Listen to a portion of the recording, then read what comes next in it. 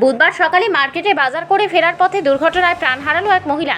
মৃত মহিলার নাম রাখি বিশ্বাস, শিলিগুড়ি মিউনিসিপ্যাল কর্পোরেশনের 21 নম্বর ওয়ার্ডের রবীন্দ্রনগর এলাকার বাসিন্দা। জানা গিয়েছে 11 তারিখে নতুন বাড়িতে গৃহপ্রবেশ, তাই তার দিদিকে সাথে নিয়ে সকালে বিধান মার্কেটে বাজার করে বাড়ি ফিরছিল। ঠিক সেই সময় ভেনাস মোড় থেকে হাসপাতাল মোড় যাওয়ার পথে একটি স্কুল বাস সজোরে ধাক্কা মারে সিটি অটোকে।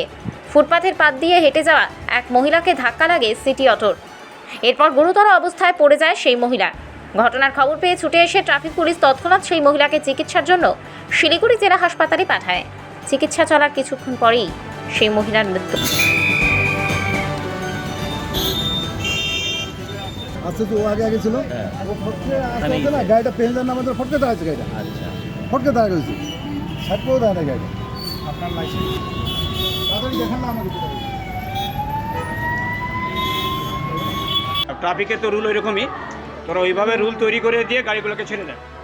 ছেড়ে দেওয়ার পরে এরা দাঁড়া থাকার পরে এসে ভয়ঙ্করভাবে দাদা আপনি ভয়ঙ্করভাবে মাথায় লাগে, ঠ্যাং ভেঙে যায়। দাদা যেটুকুনি আমি উত্তরে শুনতে পাই। দাদা আমি মারবো না তো। হ্যাঁ, গাড়ি ধরা পড়েছে নাকি শুনতে পেলাম, পুলিশ এসেছিল।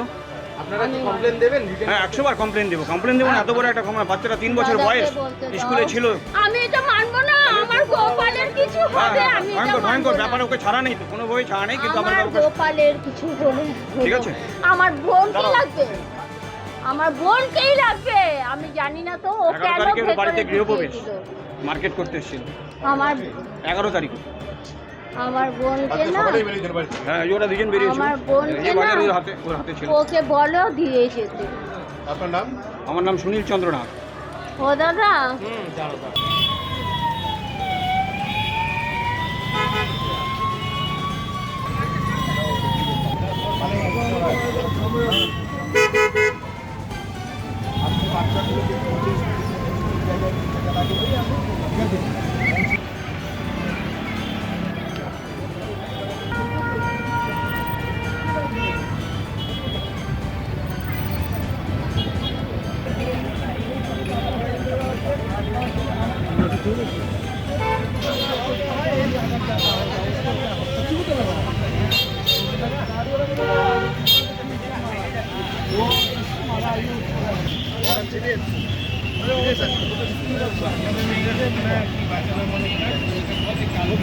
কালকে বিকালে 10-15 মিনিট আছে।